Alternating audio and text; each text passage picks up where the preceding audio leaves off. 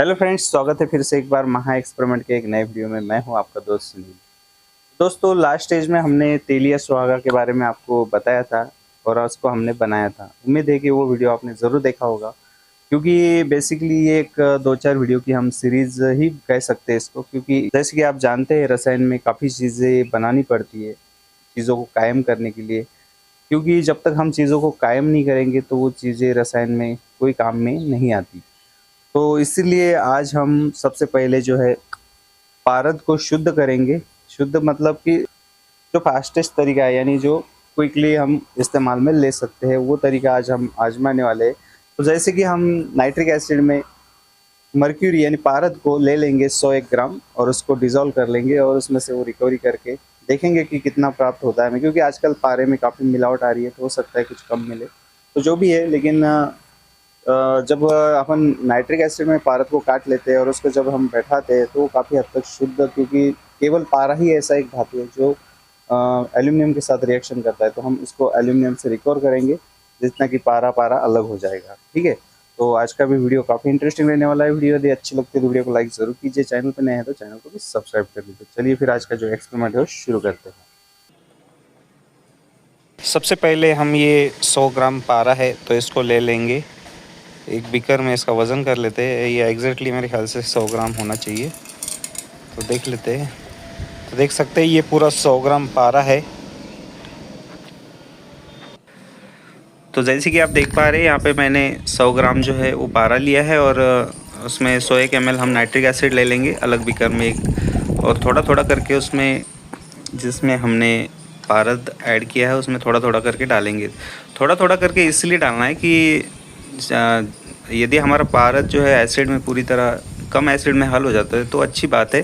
ज़्यादा एसिड रहेगा तो फिर न्यूट्रल करने में उतना ही हमें पानी ज़्यादा ऐड करना पड़ेगा, तो इसलिए थोड़ा थोड़ा करके मैं यहाँ पे ऐड कर रहा हूँ। तो लगभग मैंने यहाँ पे 60-70 ml के आसपास नाइट्रिक एसिड ऐड कर दिया इसमें। अब इसको हमें थोड़ा गर्म करना होगा ताकि ये जल्दी से इसमें रिएक्शन शुरू हो जाए। तो इसको मैंने रख दिया है हीटिंग मेंटल में। तो आप देख पा रहे हैं यहाँ पे रिएक्शन शुरू हो चुका है इसका। थोड़ी देर में देखेंगे तो ये पूरा पारद हमारा इसमें डिज़ोल्व हो चुका होगा। तो यहाँ पे हम पारद पूरा जब इसमें डिज़ोल्व हो जाएंगे तो डिस्टिल वाटर इसमें ऐड करेंगे, जिससे कि पानी पूरा ये दूधिया हो जाएगा, क्योंकि इसमें पूरा मर्क्यूरी शामिल है तो इसलिए पानी इसका दूधिया हो जाता है। तो थोड़ा हल्का सा इसको गर्म करेंगे और फिर इसमें जो ये पानी है थोड़ा ज़्यादा ऐड करेंगे।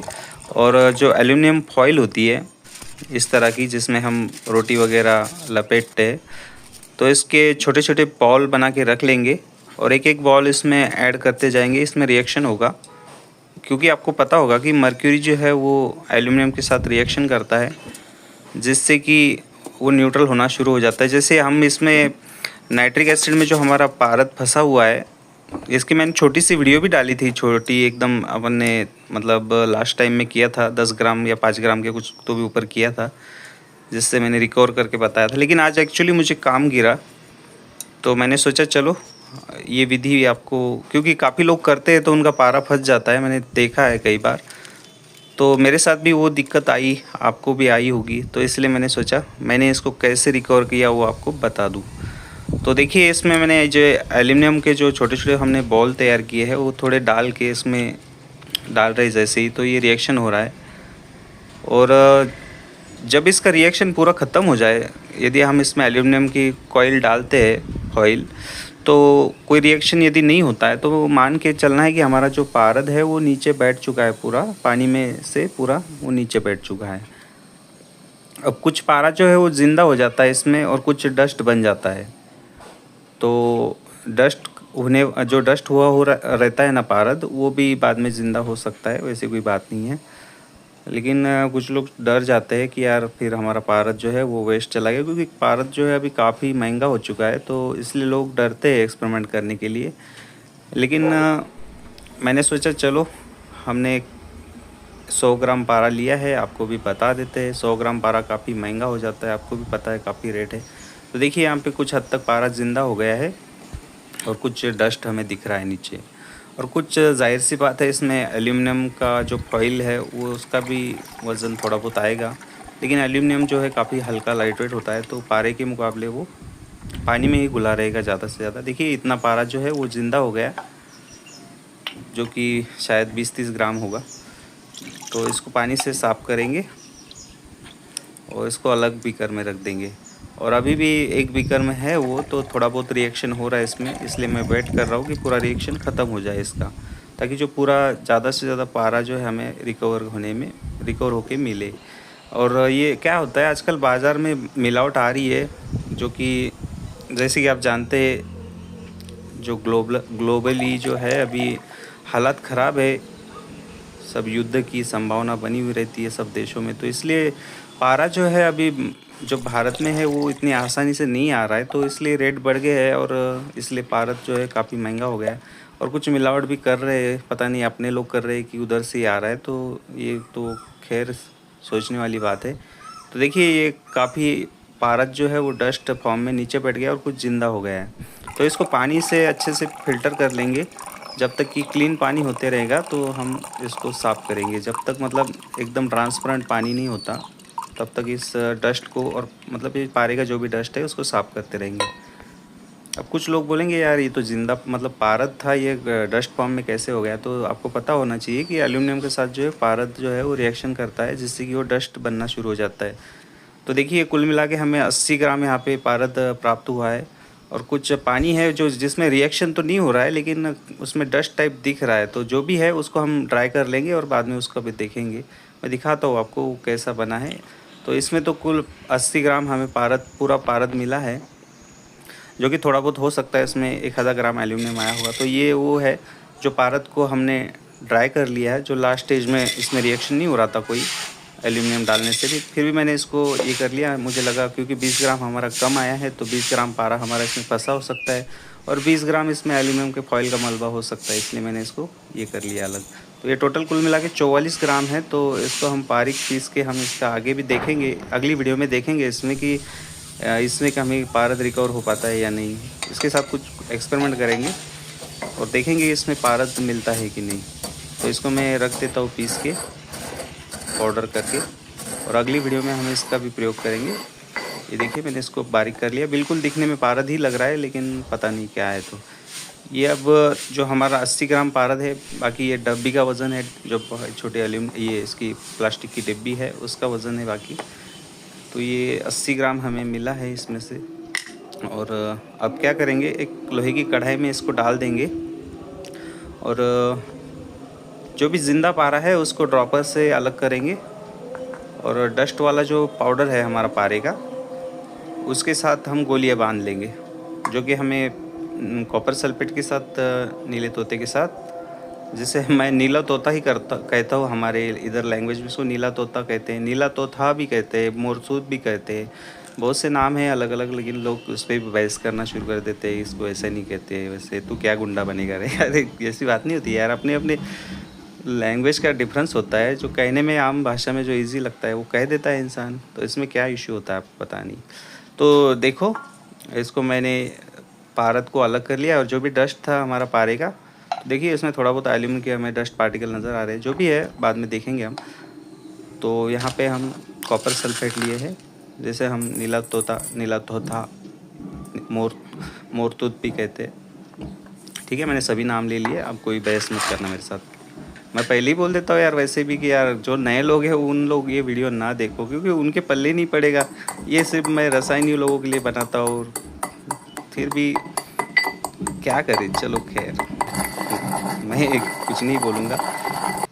आपको जो उचित लगे वो कर लीजिए, कमेंट, सब कमेंट खुले। देखो ये जो है ये नौशादर का ऑयल है जो मैंने बनाया था, आपको भी दिखाया है बनाने का, सिखाया भी है कैसे बनाते हैं। तो ये ऑयल जो है हम लगभग 10-20 ml ले लेंगे या ग्राम, क्योंकि ये काफ़ी हैवी डेंस ऑयल है, तो 20 ग्राम मैंने लिया है।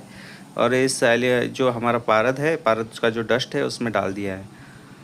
और ये ऑयल इसलिए डाला है कि हमारा पारद जो है हम ज़िंदा होने में इसको आसानी हो जाए। और यदि आपके पास ये ऑयल नहीं है बना हुआ तो कोई बात नहीं, आप amazon.com से बाय कर सकते हैं, इसको ख़रीद सकते हैं। मैंने सब चीज़ें रखी हैं वहाँ पे, जो भी आपको लगती है। टाइम लगता है ना इन चीज़ों में, तो तो जिन लोगों को काम करना होता है फिर उन लोग परेशान हो जाते हैं, इसलिए आप लोगों के लिए काफ़ी सुविधा उपलब्ध करवाई है मैंने। जो लोग नए हैं, नहीं जानते हैं कि महाजन.com एक हमारी वेबसाइट है जिस पे कि मैं आप लोगों को जो भी सामग्री चाहिए होती है रसायन से रिलेटेड, वो मैं आपको वहाँ पे आपको घर पे डिलीवर करवाते रहता हूँ। तो ये भी एक जो भी चीज़ें हैं जो भी लगती है रसायन में, सब चीज़ें वहाँ पे उपलब्ध है। आपको जो भी चाहिए आप विज़िट कीजिए महाजन.com, गूगल पे भी कर सकते हैं सर्च तो आ जाएगा। तो इसको मैंने पानी डाल के, नमक डाल के, जैसे हम पारद गुटिका बनाते हैं हमेशा उसी तरह करके इसको कढ़ाई में डाल दिया है और ये पकेगा। अब इसमें डिस्टिल वाटर डाला है और डिस्टिल वाटर डाल के इसको लगभग आधा घंटा के आसपास हम इसको पकाएंगे। और देखिए यहाँ पे जो है ना, थोड़ा बहुत मैंने कहा था इसमें एल्युमिनियम होगा तो पानी में ऊपर तैर रहा है, क्योंकि पारद हमारा ऊपर नहीं तैरता, पारद बहुत डेंस होता है। तो यहाँ पे देखो मैंने इसमें पानी डाल के इसको नीचे उतार दिया है और जो भी है अब इसको बीकर में जो अलग कर लेंगे, पारद अलग कर लेंगे और ये जो ऊपर मलबा है एल्युमिनियम फॉइल का वो अलग हो जाएगा। और इसको साफ़ करना होगा काफ़ी, क्योंकि ये काफ़ी गंदा है। अभी इसमें थोड़ा लोहा भी आ जाता है नौशादर की वजह से, जिससे कि हमारा पारद जो है थोड़ा बहुत लोहा खा लेता है, जो कि अच्छी बात है। कुछ लोग बोलते हैं कि इसको एल्युमिनियम के बर्तन में करना चाहिए, वहाँ भी हो जाता है, कोई दिक्कत नहीं है। वैसे वहाँ भी रिएक्शन करता है पारद, वो भी विधि मैंने आपको बताई है। लेकिन जो भी आपको अच्छी लगे वो कीजिए। मैं आपको सजेस्ट करूँगा कि आप हमेशा लोहे के बर्तन में कीजिए, क्योंकि वहाँ पे नेचुरली यहाँ पे जो है लोहा पारद खा लेता है इसके साथ, नौशादर के ऑयल के साथ, या नौशादर जो भी हम इसमें डालते हैं। नौशादर से अच्छा रहता है नौशादर ऑयल डालो। तो देखिए ये सब जितना भी पारद है मैं इस खरल में इसको अलग कर लिया है पूरा सा, इसको खुरच खारच के निकाल के अलग कर लिया पूरा। और देखिए ये जो सफ़ेद कलर का जो पाउडर है ये बिल्कुल पूरा एल्युमिनियम का डस्ट है जो कि नीचे बैठ गया। और जो भी है जितना वज़न आएगा अभी आपके सामने ही है, देखेंगे लास्ट स्टेज में कितनी गुटिका बनती है हमारी और कितना पारद ज़िंदा है। इसको हम निचोड़ेंगे कपड़े से तो आ जाएगा। तो इसको अभी हमें साफ़ करना होगा, अच्छा पानी, साफ़ सुथरा पानी डाल के इसको हम काफ़ी साफ़ करेंगे जब तक कि एकदम क्लीन नहीं हो जाता पूरा ये। तो कॉपर सल्फेट का मलबा, एल्युमिनियम का मलबा, इसलिए ये ज़्यादा ही इस बार गंदा हो गया, नहीं तो इतना गंदा नहीं होता ये। तो खैर कोई बात नहीं है। थोड़ा बहुत पारद जो है यहाँ पे एल्युमिनियम के साथ वर्क करने से पक्ष चिन्ह हो जाते हैं, यानी उसके पर कट जाते हैं, तो उसकी उड़ने की थोड़ी क्षमता कम हो जाती है। जैसे रसायन में वर्णित है कि भाई पक्ष चिन्ह पारद लेना चाहिए। पक्ष चिन्ह यानी उसके पर कटे हुए, यानी कि वो भस्म जो डस्ट फॉर्म में है, यानी हम भस्म बोलते हैं, वो डस्ट फॉर्म में रहा तो उसको पक्ष चिन्ह बोलते हैं। यानी उसके पर कटे हुए रहते हैं, चंचलता को त्याग चुका होता है। तो ये देखिए इस तरह से इसकी एक गुली बनी है काले कलर की। जब आप रसायन का अध्ययन करोगे ना तो आपको मुझसे भी कोई शिकायत नहीं होगी। पानी जो है गंदा एल्युमिनियम वाला, इसको फेंक देंगे जो भी है, कोई नहीं, बाहर इधर पूरा गंदगी रहती कीचड़ हमारी, तो सर डाल देते हैं। तो नेचुरली सल्फेट भी मिल जाता है पौधों को, कोई दिक्कत नहीं है। तो ज़मीन में तो सभी चीज़ें होती है, जो वो लोग बोलते हैं कि यार केमिकल से इधर उधर आप नुकसान कर रहे हो, ऐसा कुछ नहीं है यार। ज़मीन में से ही सब केमिकल निकलते हैं, आपको क्या कुछ पता नहीं होता है आप लोगों को? तो कमेंट करने आ जाते हो आप लोग, फिर भी करते हो, ये बहुत बड़ी बात है। आप चलो, शिकायत रहती है आप लोगों को, मैं समझ सकता हूँ। आप लोग बोलते हैं यार कि आप पूरा विधि बताते नहीं हो, कैसे? ये मेरे को बताओ कि यार मैं इतना विधि प्रॉपरली आपको एक एक शॉर्ट वीडियो में कैसे समझाऊँ। फिर भी मैं कितनी लंबी वीडियो बनाता हूँ, मजबूरी है मेरी, क्योंकि एक शॉर्ट वीडियो में इसको नहीं समझा सकते। और कितनी बार कहा है कि रसायन इतना इजी नहीं है कि जैसे एक वीडियो में ही पूरा समझ पाओगे आप।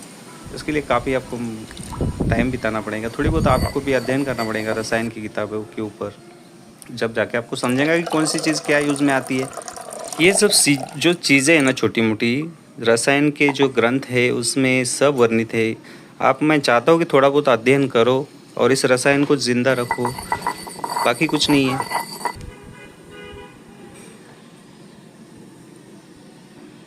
तो यहाँ पे देखिए ये पारा काफ़ी क्लीन हो गया है। टाटरी डाला था, यानी टाटरिक एसिड डाला था। आपके पास टाटरी नहीं है तो नींबू सत्व, जिसे साइट्रिक एसिड कहते हैं, वो भी यूज़ कर सकते हैं, या नींबू का पानी। तो यहाँ पे ये टोटल गोली जो है ये 61 ग्राम की बनी है।